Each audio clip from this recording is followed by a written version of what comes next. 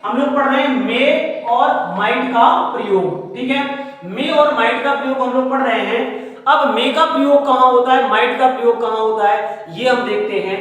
तो मे जो होता है, मे का प्रयोग होता है संभावना के लिए। किसके लिए? संभावना के लिए, यानी पॉसिबिलिटी के लिए। किसी काम के होने की जो संभावना, अगर संभावना दी है और संभावना अधिक है तो वहां पर हम मे का प्रयोग करते हैं। जैसे आज बारिश हो सकती है, वह यहां आ सकता है। ठीक है, तो अगर किसी काम के होने की संभावना अधिक होती है तो वहां पर हम मे का प्रयोग करते हैं। ठीक है, तो अगर किसी कार्य के होने की संभावना हो और संभावना अधिक हो, ठीक है, संभावना ज्यादा हो, तो वहां पर हम मे का प्रयोग करेंगे। दूसरा इसका दिया हुआ है, दूसरा है आज्ञा के लिए, यानी परमिशन। यदि हमें आज्ञा देनी हो या आज्ञा लेनी हो, यानी हमें परमिशन दिया हो, अगर परमिशन का भाव दिया हो, किसी से आज्ञा लेनी हो या किसी को आज्ञा देनी हो, तो वहां पर भी हम मे का प्रयोग करते हैं। जैसे क्या मैं अंदर आ सकता हूं, या हाँ तुम बैठ सकते हो। ठीक है, तो इस तरह से हमें अगर किसी से आज्ञा लेनी हो या किसी को आज्ञा देनी हो तो वहां पर भी हम मे का प्रयोग करते हैं। तीसरा इसका जो है वो है शुभकामना देने के लिए। ठीक है, यदि किसी व्यक्ति को शुभकामना देनी है या फिर प्रार्थना करनी है, शुभकामना यानी विश, ठीक है, विश करना है, प्रार्थना यानी प्रे करना है, तो अगर हमें शुभकामना देनी है या किसी के लिए प्रार्थना करनी है तो वहां पर भी हम मे का प्रयोग करते हैं। ठीक है, तो मे का प्रयोग समझ में आ गया। मे का प्रयोग कहां करना है? मे का प्रयोग जब संभावना किसी काम को करने की ज्यादा संभावना हो, अधिक संभावना हो, तो वहां पर हम मे का प्रयोग करेंगे। आज्ञा किसी को देनी हो या किसी से आज्ञा लेनी हो तो भी वहां पर हम मे का प्रयोग करेंगे।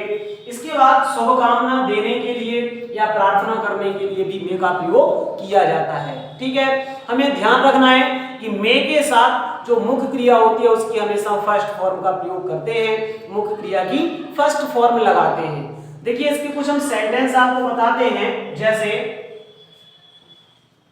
आज बारिश हो सकती है, ये दिया हुआ है, आज बारिश हो सकती है, यानी बारिश के होने की संभावना है। दिया है आज बारिश हो सकती है, यानी बारिश के होने की संभावना है। तो क्या हो जाएगा? इसका हो जाएगा इट मे रेन टुडे, आज बारिश हो सकती है। ठीक है, इट मे रेन टुडे। दूसरा सेंटेंस देखें, जैसे वह है आज आ सकता है, मतलब उसके आने की संभावना है। ठीक है, तो हो जाएगा ही मे कम टुडे। ठीक है, तो जब किसी कार्य के होने की संभावना होती है और संभावना अधिक होती है तो वहां पर हम मे का प्रयोग करते हैं। जैसे आज बारिश हो सकती है तो इट मे रेन टुडे, और दूसरा है वह आज आ सकता है तो ही मे कम टुडे। ठीक है, तो इस तरह से अगर किसी काम के होने की संभावना होती है, ठीक है, पॉसिबिलिटी ज्यादा होती है, संभावना अधिक होती है, तो वहां पर हम मे का प्रयोग करते हैं। दूसरा देखें, दूसरा इसका परमिशन यानी आज्ञा के लिए। तो देखें इसका एग्जांपल, जैसे क्या मैं अंदर आ सकता हूं, ये दिया हुआ है, क्या मैं अंदर आ सकता हूं। ठीक है, तो क्या मैं अंदर आ सकता हूं मतलब परमिशन मांग रहा है, आज्ञा मांग रहा है। तो जब भी हमें आज्ञा लेनी हो या आज्ञा देनी हो तो वहां पर भी हम किसका प्रयोग करते हैं?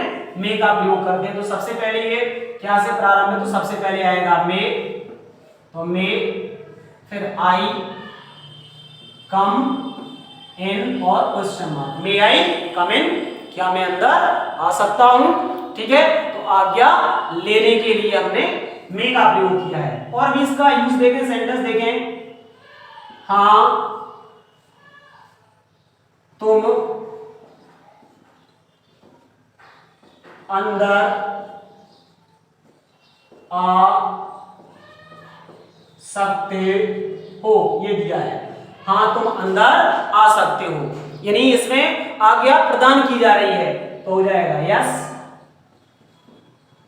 You may come in, yes you may come in, हाँ तुम अंदर आ सकते हो। ठीक है, तो मे का प्रयोग यहां किस लिए किया गया है? यहां इस सेंटेंस में मे का प्रयोग किया गया है आज्ञा मांगने के लिए, और इसमें प्रयोग किया गया है आज्ञा प्रदान करने के लिए। ठीक है, तो गया क्या मैं अंदर आ सकता हूं, तो मे आई कम इन, हाँ तुम अंदर आ सकते हो, यस यू मे कम। ठीक है, तो मे के प्रयोग दो हो गए हैं, पहला हो गया है पॉसिबिलिटी के लिए, संभावना के लिए, और दूसरा हो गया है परमिशन देने के लिए या लेने के लिए। तीसरा है शुभकामना या प्रार्थना के लिए, जैसे भगवान तुम्हारा भला करे, भला करे। ठीक है, ये दिया है भगवान तुम्हारा भला करे। ध्यान रखें, जब भी हमें शुभकामना देनी हो या प्रार्थना करनी हो तो इसमें एक्सक्लेमेशन मार्क का प्रयोग करेंगे, एक्सक्लेमेशन मार्क का प्रयोग होता है। ठीक है, यानी विस्मयबोधक चिन्ह का प्रयोग इसमें करते हैं, जैसे भगवान तुम्हारा भला करे।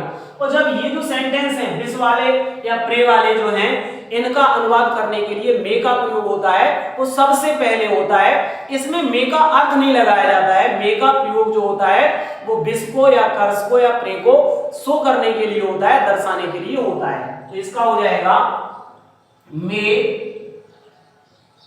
God bless you. ठीक है, मे गॉड ब्लेस यू। ठीक है, और भी दूसरा देखें, जैसे तुम्हारी आयु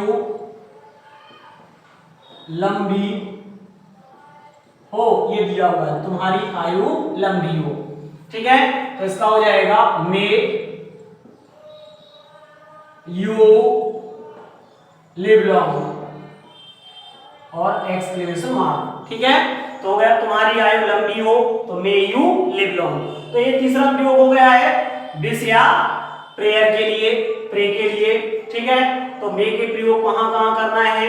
अगर संभावना दी हो, पॉसिबिलिटी दी हो, जैसे आज बारिश हो सकती है, या फिर वह आज आ सकता है। आज्ञा दी हो यानी परमिशन, क्या मैं अंदर आ सकता हूं, हाँ तुम अंदर आ सकते हो, इस तरह से। अगर शुभकामना देनी हो या प्रे करनी हो, प्रार्थना करनी हो, तो हमें किसका प्रयोग करना है? मे का प्रयोग। तो मे का प्रयोग जो है, मे का प्रयोग क्लियर हो गया। अब हम देखते हैं माइट का प्रयोग। तो देखिए मे का प्रयोग जो होता है, मे का प्रयोग ऐसी जगह होता है, ऐसे स्थान पर होता है जहां संभावना अधिक होती है।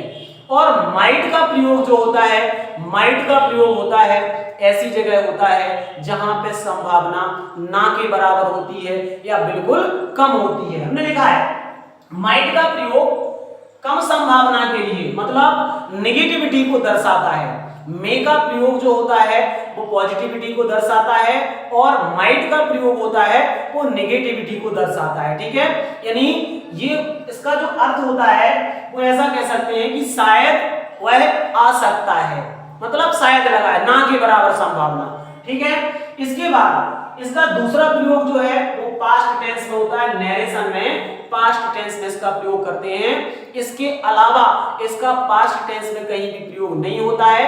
माइट का प्रयोग भी हमेशा प्रेजेंट टेंस में होता है, केवल पास्ट टेंस में नरेशन में ही माइट का प्रयोग होता है। माइट का अर्थ नरेशन में पास्ट के फॉर्म में लगाया जाता है। ठीक है, तो इसके हम कुछ एग्जांपल देते हैं, जैसे शायद वह आज आ सकता है। ठीक है, देखिए इसमें शायद दिया हुआ है, मतलब ना के बराबर संभावना है, पॉसिबिलिटी जो है वो ना के बराबर है, तो हो जाएगा he might कम टुडे, ठीक है, ये हो गया ही माइट कम टुडे, शायद वह आज आ सकता है, ठीक है। तो मतलब इसमें संभावना क्या दिखाई जा रही है, मतलब ना के बराबर बताई जा रही है, यानी संभावना जो है आने की उसके ना के बराबर है। तो जब कोई संभावना होती है वो बिल्कुल कम होती है, लेस पोजीशन इसकी होती है, ठीक है, तो वहां पर हम माइट का प्रयोग करते हैं। जैसे शायद आज बारिश हो सकती है, बारिश हो सकती है, हो सकती है, ये दिया है, शायद आज बारिश हो सकती है, तो इसका भी बनेगा इट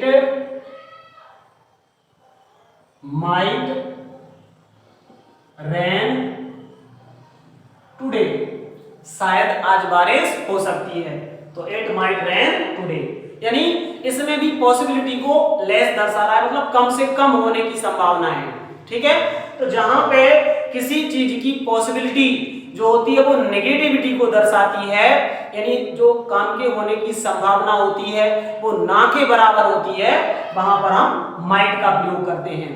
अब दूसरा इसका प्रयोग देखते हैं पास्ट टेंस में, ठीक है। जैसे देखें, उसने कहा कि, उसने कहा कि तुम पास हो सकते हो, उसने कहा कि तुम पास हो सकते हो, ठीक है। देखें, उसने कहा तो हो जाएगा ही सेड, ही सेड, और की के लिए हो जाएगा दैट, तो ही सेड दैट। अब यहां देखिए सेड लगा हुआ है तो ये पास्ट फॉर्म हो गई है, तो यहां क्या लगेगा, यू माइट पास, ठीक है, तो हो गया ही सेड यू माइट पास। तो पास्ट टेंस में हमें माइट का प्रयोग कब करना है, जब इनडायरेक्ट स्पीच दी हो। तो इनडायरेक्ट स्पीच में होता है, डायरेक्ट स्पीच में मे का प्रयोग होता है, और इनडायरेक्ट स्पीच में माइट का प्रयोग होता है। तो हमें ध्यान रखना है कि माइट का प्रयोग हमें ऐसे वाक्यों में करना है जहां पे किसी चीज के होने की संभावना ना के बराबर होती है या लेस होती है, बहुत कम होती है, ठीक है। तो वहां पे हम मे के स्थान पर माइट का प्रयोग करते हैं, ठीक है। जब संभावना अधिक हो तो मे लगाएंगे, और कम हो या ना के बराबर हो तो माइट लगाएंगे। इसके बाद पास्ट टेंस में हमें माइट का प्रयोग करना है कहां पर, नरेशन में। नरेशन में कहां पर, जब इनडायरेक्ट स्पीच दी हो, तो इनडायरेक्ट स्पीच में भी हम माइट का प्रयोग करते हैं, ठीक है। तो मे और माइट का प्रयोग